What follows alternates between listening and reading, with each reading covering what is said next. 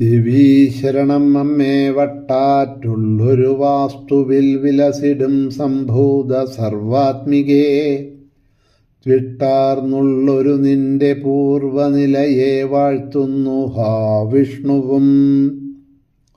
കൽപ്പാന്ത്യോദയകാരിണീ വിമലജേ കാരുണ്യകർമാംബികേ, നൽപൂങ്കാലടി കുമ്പിടുന്നിതനിശം എന്നാറ്റുകാലീശ്വരീ. ദേവീ ശരണം അമ്മേ. സുപ്രഭാതം, ശുഭദിനം. എല്ലാ ധന്യാത്മാക്കൾക്കും പുലർകാല വന്ദനം. ശ്രീമദ് ദേവി ഭാഗവത നിത്യപാരായണ പരമ്പരയുടെ ഇന്നത്തെ ഈ സത്സംഗത്തിലേക്ക് എല്ലാ സജ്ജനങ്ങൾക്കും സുസ്വാഗതം. സപ്തമസ്കന്ധത്തിലെ 38 അധ്യായം അവലോകനം ചെയ്തുകൊണ്ടിരിക്കുന്നു. ഹിമവാനും ദേവിയും തമ്മിലുള്ള സംവാദം, ദേവിയുടെ പുണ്യസ്ഥലങ്ങൾ, അനുഷ്ഠിക്കേണ്ടതായിട്ടുള്ള വ്രതങ്ങൾ, അതിന് അനുയോജ്യമായിട്ടുള്ള സമയങ്ങൾ, ഉത്സവാദി വിശേഷങ്ങൾ, അതിന് അനുയോജ്യമായിട്ടുള്ള സമയവും കാലവും ഏതൊക്കെ എന്നറിയാൻ ആഗ്രഹിച്ച ഹിമവാന് ദേവി കൊടുക്കുന്ന മറുപടിയാണ് ഇന്നലെ മുതൽ അവലോകനം ചെയ്യാൻ തുടങ്ങിയത്. സർവസ്വരൂപിണിയായിരിക്കുന്ന ദേശകാലാദികൾക്ക് അതീതയായിരിക്കുന്നതായിട്ടുള്ള ആ ദേവിയെ, അല്ലെങ്കിൽ ഇവിടെ എന്നെ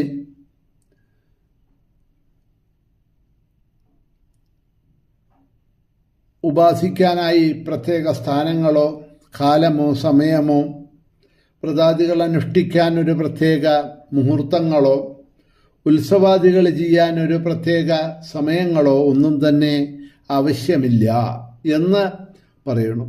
അപ്പം ഇതൊരു സാധാരണ നിലയിൽ ഉള്ള ഒരു മറുപടിയാണ്. ഇത് സാധാരണമായിട്ടുള്ള ഒരു നിലയിലുള്ള ഒരു മറുപടിയാണ്. ഇപ്പം നമ്മൾ വിവിധ ആശ്രമങ്ങളും ധർമ്മങ്ങളും നോക്കുന്ന സമയത്ത് ആ ചാതുർവർണ്ണത്തിലുള്ളവരും 4 ആശ്രമങ്ങളിലുള്ളവരും എല്ലാവരും ഒരുപോലെ അനുഷ്ഠിക്കേണ്ടതായിട്ടുള്ള പല ധർമ്മങ്ങളും പലതും പൊതുവായിട്ടുള്ളതുണ്ട്. അത് എല്ലാവരും, അത് ഏത് വർണ്ണത്തിലുള്ളവരായാലും ശരി, അല്ലെങ്കിൽ ഏത് ആശ്രമത്തിലുള്ളവരായാലും ശരി, അനുഷ്ഠിക്കേണ്ടതാണ് എന്ന് പറഞ്ഞാൽ എല്ലാ മനുഷ്യരും അനുഷ്ഠിക്കേണ്ടതാണ്, പൊതുവായിട്ടുള്ളത്. പക്ഷേ എങ്കിലും ചില ആശ്രമങ്ങളിൽ അല്ലെങ്കിൽ ചില വർണ്ണങ്ങളിൽ ഇരിക്കുന്നവർക്ക് പ്രത്യേകിച്ച് അനുഷ്ഠിക്കേണ്ടതായിട്ടുള്ള ചില കാര്യങ്ങളൊക്കെ നമ്മളുടെ വേദാദി ശാസ്ത്ര പുരാണങ്ങളിലും സ്മൃതികളിലും ഒക്കെ പറഞ്ഞിട്ടുണ്ട്. അതേമാതിരി ഈ പറഞ്ഞ മാതിരി എല്ലാ സമയവും എല്ലാം നമുക്ക് ദേവിയെ ഉപാസിക്കാൻ ഉള്ളത് തന്നെയാണ്, ശ്രേഷ്ഠം തന്നെയാണ്. സമയം, കാലം, ദേശം, മുഹൂർത്തം ഇതിൻ്റെ ഒന്നും ആവശ്യമില്ല എന്നുണ്ടെങ്കിലും പ്രത്യേകിച്ച് പല സന്ദർഭങ്ങളും സമയങ്ങളും നമ്മൾ അങ്ങനെ അനുഷ്ഠിക്കാറുണ്ട്, ഇല്ലേ? ഇപ്പോൾ നോക്കൂ, എല്ലാ സ്ഥലത്തും ദേവിയുണ്ട്, എല്ലാ സ്ഥലത്തും അയ്യപ്പസ്വാമിയുണ്ട്, എല്ലാ സ്ഥലത്തും മഹാദേവനുണ്ട്, എല്ലാ സ്ഥലത്തും ഗുരുവായൂരപ്പനുണ്ട്. ഇല്ലാത്ത സ്ഥലമുണ്ടോ എന്നുണ്ടെങ്കിൽ അതില്ല. അത് നമുക്ക് കാണിച്ചു കൊടുക്കാനോ ചെയ്യാനോ കഴിയില്ല. അഗസ്ത്യമുനിയുടെ അടുത്ത് അദ്ദേഹത്തിൻ്റെ ഒരു ശിഷ്യൻ എപ്പോഴും ചോദിച്ചിരുന്നു അത്ര ഒരു ചോദ്യം. അതായത്, ഭഗവാൻ എവിടെയാ ഉള്ളത്, ഭഗവാൻ എവിടെയാണ്, ഭഗവാൻ എവിടെയാണ് എന്നാണ് ചോദിച്ചു കൊണ്ടിരുന്നത്. അതിന് ആദ്യമൊന്നും അഗസ്ത്യമുനി ഉത്തരം കൊടുത്തില്ല എന്നാണ് പറയണത്. കുറേ ദിവസങ്ങൾ കഴിഞ്ഞ് ഒരു ദിവസം ഉച്ചയ്ക്ക് ഊണ് കഴിച്ച അഗസ്ത്യമുനി വന്നു ആദ്യം.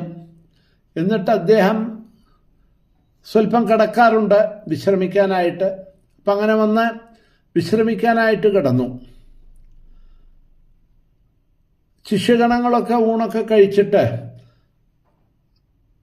ഗുരുവിനെ സേവിക്കണം എന്ന് പറഞ്ഞ് എപ്പോഴും ഈ ഭഗവാൻ എവിടെ എന്ന് ചോദിക്കുന്ന ശിഷ്യൻ ആദ്യം തന്നെ ഊണൊക്കെ കഴിച്ച് ഒന്ന് കാലൊക്കെ തലൊടി കൊടുത്തൊന്ന് ഗുരു ശുശ്രൂഷ ചെയ്യാമെന്ന് പറഞ്ഞ് അദ്ദേഹം ഓടി വന്ന് നോക്കുമ്പോഴേ കണ്ട കാഴ്ച അദ്ദേഹത്തിന് വിശ്വസിക്കാൻ കഴിയാത്ത ഒരു കാഴ്ചയാണ്.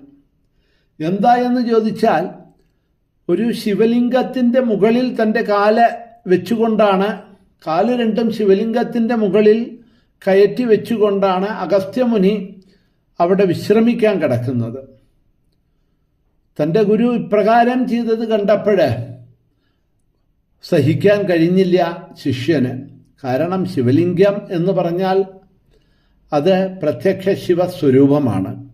അങ്ങനെ ശിവസ്വരൂപമായിരിക്കുന്ന നമ്മൾ അഭിഷേകവും പൂജയും ഒക്കെ ചെയ്യുന്ന അമ്പലങ്ങളിൽ പ്രതിഷ്ഠിക്കുന്നതായിട്ടുള്ള ഒരു ശിവലിംഗത്തിൻ്റെ മുകളിൽ കാലെടുത്ത് വെച്ച് കിടക്കുക എന്നൊക്കെ പറഞ്ഞിട്ടുണ്ടെങ്കിൽ നമുക്കത് ചിന്തിക്കാൻ പോലും കഴിയാത്തതാണ്, അല്ലേ?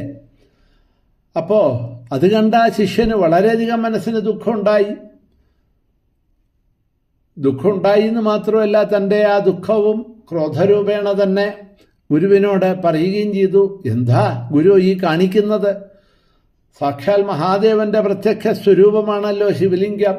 ആ ശിവലിംഗത്തിൻ്റെ മുകളിൽ കാല് വെച്ചാണോ കിടന്നുറങ്ങുന്നത്, വിശ്രമിക്കുന്നത് എന്ന് ചോദിച്ചപ്പോഴ് അഗസ്ത്യൻ കണ്ണു തുറന്നു ചിരിച്ചുകൊണ്ട് പറഞ്ഞു അത്രേ, എന്നാലൊരു കാര്യം ചെയ്യൂ, എൻ്റെ കാലെടുത്ത് അപ്പുറത്തേക്കെങ്കിലും വെച്ചേക്കൂ.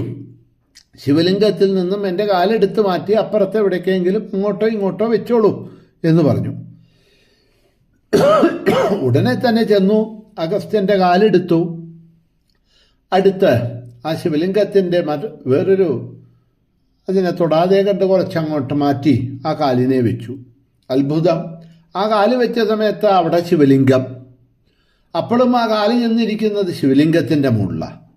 ഹേയ്, ഇതെന്താ അത് എന്ന് ആശ്ചര്യപ്പെട്ട ശിഷ്യൻ വീണ്ടും ആ കാലിനെ മാറ്റിവെച്ചു എന്നാണ് പറയണത്. എങ്ങോട്ട് എങ്ങനെ മാറ്റിവെച്ചാലും എവിടെയൊക്കെ കാല് മാറ്റിവെക്കുന്നുവോ അവിടെയൊക്കെ ശിവലിംഗമാണ്.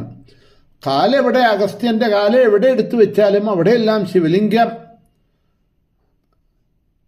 അതിൻ്റെ മുകളിലാണ് വെക്കാൻ കഴിയുന്നുള്ളൂ, അല്ലാതെ നിലത്ത് വെക്കാൻ കഴിയണില്ല. ഇതൊരു പണ്ട് വലിയൊരു മഹാത്മാവ് പറഞ്ഞു കേട്ട ഒരു കഥയെ ഞാനിവിടെ പറയുകയാണ്. അത് കാരണം ഏത് പുരാണത്തിലെ അല്ലെങ്കിൽ എവിടെ എഴുതിയിട്ടുണ്ടെന്നൊന്നും ചോദിക്കണ്ട, അതെനിക്ക് പറയാൻ കഴിയില്ല.